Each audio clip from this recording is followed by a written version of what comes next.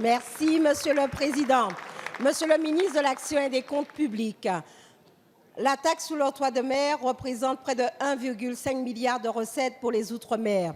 Outil fiscal indispensable pour nos territoires, il permet entre autres de financer l'investissement de nos écoles, de nos bibliothèques ou encore de nos équipements sportifs.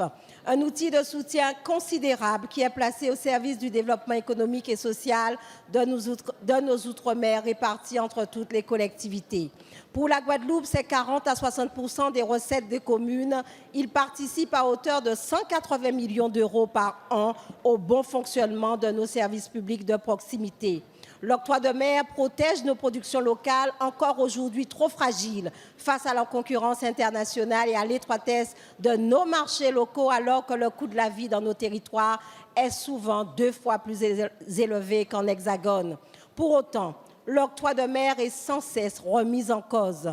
L'autorisation de dérogation de l'Union européenne pour cette taxation spécifique aux Outre-mer prend fin cette année. Et il est temps d'engager la discussion au niveau des territoires avec les élus locaux, les populations, mais aussi à Bruxelles pour proroger ce dispositif fiscal indispensable. Alors, Monsieur le ministre, que pense le gouvernement sur la question de l'octroi de mer ? Pouvez-vous nous garantir la pérennité de ce dispositif pour assurer la stabilité financière de nos collectivités et surtout, êtes-vous prêt à engager une conférence dans les territoires pour une réflexion collective pour l'amélioration du pouvoir d'achat des ultramarins, préalable indispensable à toute réforme de la fiscalité pour une meilleure compétitivité de nos marchés locaux et des recettes directes et soutenables pour nos collectivités? Merci Madame la députée. La parole est à Monsieur Olivier Dussopt, secrétaire d'État auprès du ministre de l'Action et des Comptes publics. Merci Monsieur le Président, Mesdames et Messieurs les députés, Madame la députée Bénin. Vous l'avez souligné, l'octroi de mer est un dispositif fiscal important pour les Outre-mer. C'est un dispositif ancien qui avait une double finalité, à la fois protéger les productions locales, mais aussi assurer le financement des collectivités. C'est aussi un outil important parce que vous l'avez souligné aussi, vous le savez parfaitement, pour les collectivités de Guadeloupe en particulier. Cela représente 45 à 60% des recettes fiscales des collectivités, presque 1,5 milliard d'euros de recettes fiscales pour les Outre-mer. Et nous savons que les collectivités d'Outre-mer ne peuvent se passer de cette recette et de ce produit. Vous avez aussi souligné un certain nombre de fragilités que l'octroi de mer peut connaître aujourd'hui. D'abord, le fait que c'est conditionné à un accord dérogatoire de la Commission européenne, puisqu'il s'agit de taxer de manière différenciée les produits importés par rapport aux produits locaux.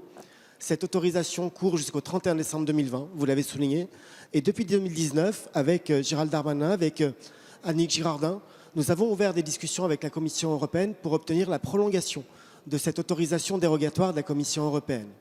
La deuxième fragilité tient à ce que l'octroi de mer est parfois considéré comme un facteur de vie chère, puisqu'il y a un surenchérissement des produits par la taxation, y compris sur des produits importés qui n'ont pas d'équivalent dans la production locale, ce qui contribue à rendre ces produits plus chers pour le quotidien des ultramarins. Le président de la République, lors d'un déplacement sur l'île de la Réunion en octobre 2019, a dit son engagement à la prorogation du dispositif d'octroi de mer, mais sa volonté aussi de le moderniser pour faire en sorte qu'il soit plus efficace et plus juste, tout en garantissant les recettes des collectivités. Nous avons demandé aux inspections, l'IGA et l'IGF, de travailler à cette modernisation.